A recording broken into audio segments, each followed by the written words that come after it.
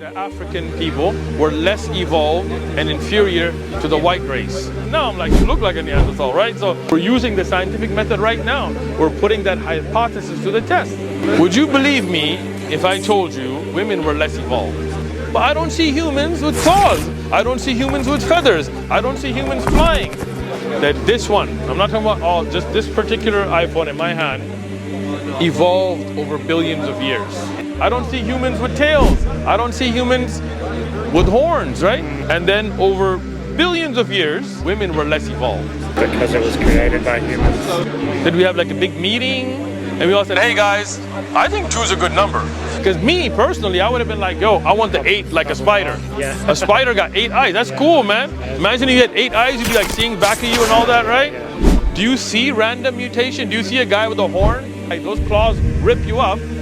He gets a girl, he survived, primates, and then they became Neanderthals, and then they became Homo sapiens, right? Then you became Homo whatever erectus, right? 2 legs. Forget those 4-legged animals, I like the 2 legs. Even if you take the theory of evolution, how did that begin? Can something come from nothing?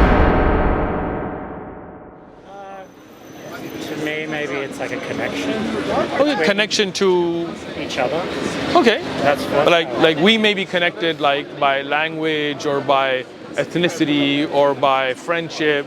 That's not God, right? God, like where do you think humans came from?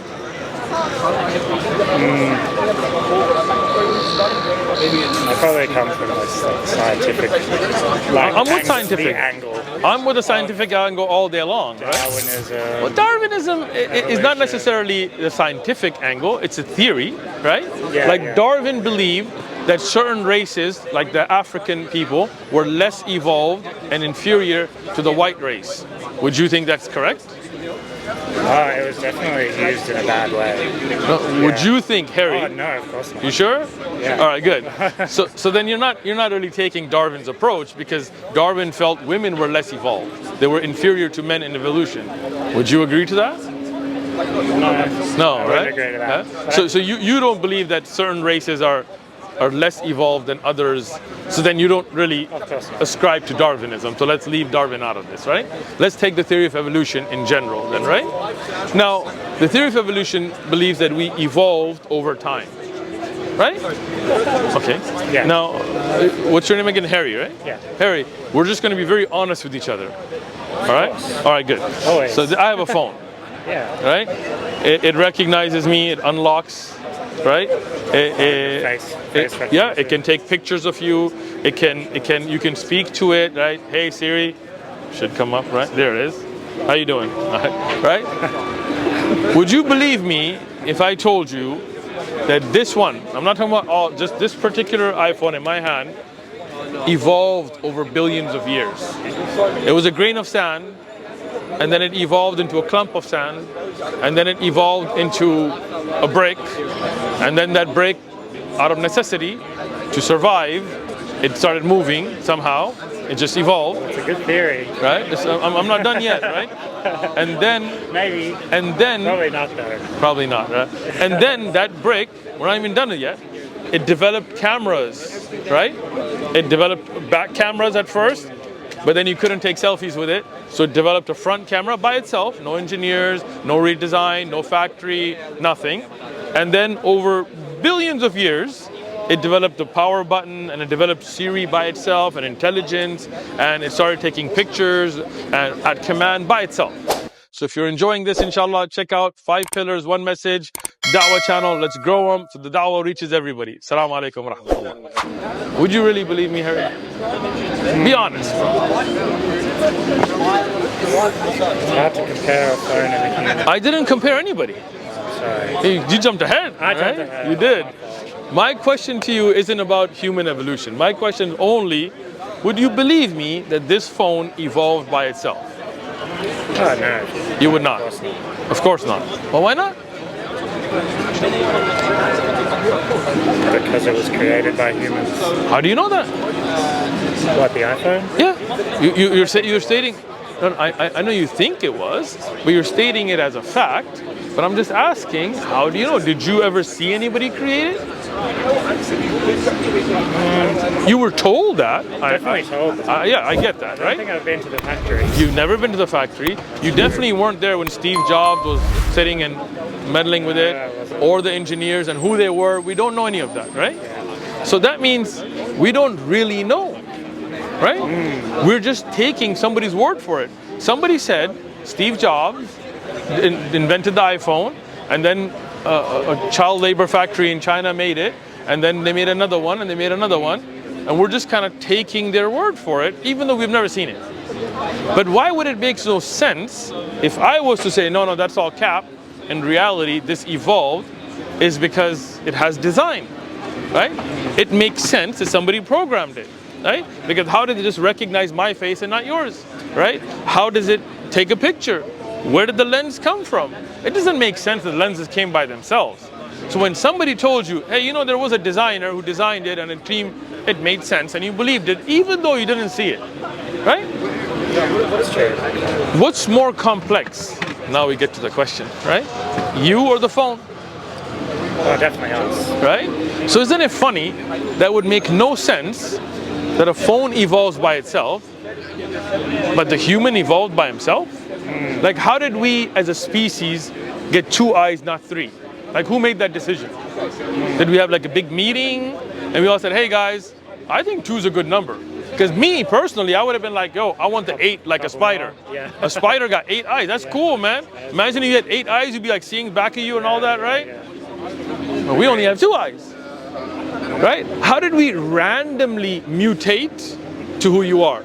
Do you see random mutation? Do you see a guy with a horn, right? Or a guy with feathers or claws, right? So random mutation, and again, I'm pro-science. We're using the scientific method right now. We're putting that hypothesis to the test. Random mutation should mean we're all randomly mutating, and then whichever one of them survives, and that's natural selection. I get it. So there should be humans with claws, and when you go to a UFC fight, those claws rip you up. He gets a girl, he survives. The rest of us non-claw guys, we get wiped out. But I don't see humans with claws. I don't see humans with feathers. I don't see humans flying. I don't see humans with tails. I don't see humans with horns, right? So then the question gets to be 7 billion people around the world, how did we all evolve in the same manner? Like, how did we all come together and go, you know what guys, 2 legs. Forget those 4-legged animals, I like the 2 legs. That doesn't make sense. See, it's a theory. People think as if it's like a fact. Like as if we put it to a clinical trial and we saw species evolve, but we haven't. We look at fossils and we kind of figure things out. And we find a skeleton and we go, you know what? I'm gonna call that a Neanderthal. Well, what's a Neanderthal? Might just be a human with a weird head, you know? No, that's a Neanderthal. And I was taught in school that there was primates, and then they became Neanderthals, and then they became Homo sapiens, right? Then you became Homo whatever erectus, right? So they had this little graph, right? Okay, primate, Neanderthal, Homo erectus. And now they're like, just kidding. You know what? We found other skulls, Neanderthals and Homo erectus, they were at the same time. What? I mean, I see some brothers right now, I'm like, you look like a Neanderthal, right? So I'm saying is, you know, again, that's all just looking at rocks and fossils and skulls and coming up with ideas. I was taught dinosaurs had scaly, lizard-looking skin. All the movies, Jurassic Park. Now they're like, you know what? Even the land dinosaur had feathers. Right? So, like, are we just guessing here? So, even if you take the theory of evolution, how did that begin? Can something come from nothing? Oh, no. Right? So there had to be something that created the first cell. There is the minimum gene concept. You can go home, Google it, look it up. That the first living cell had to have had a minimum set of genetics for it to survive. That's something we can actually prove in a controlled environment clinical trial, unlike the theory of species evolving, right? So if you take that cell and you start taking genetics out, under 300, what we have seen, it collapses. Theorized with a 200, but so that means the first living cell had to have that set of genetics for it to have survived. So the question to an evolutionist is, well, who put that there? And if it didn't, it could not have survived. It would have fallen apart. You see what I'm saying? So that means that first living cell had to have had that minimum set of genetics. So we believe as Muslims that there is a creator who created us. We don't say it's a man. We don't say it's a blue guy with a red tongue or all this weirdness. No, it's a creator above. Laysa kamithlihi shay. There is nothing even comparable to him. He is the greatest. We don't make a human image or any other kind of image out of him. Whatever he told us about himself in the scriptures, we believe in it. That's it, right? Doesn't that make sense, Harry? I like it. You like it? like it. Makes sense, right? I like it. All right, now I gotta run. I got a class starting. go take a class, take the Quran, read. Thanks for the chat. But just remember, pray to that one creator to guide you. Lovely to meet you. Thank you so much, Harry. Have a great day. You too.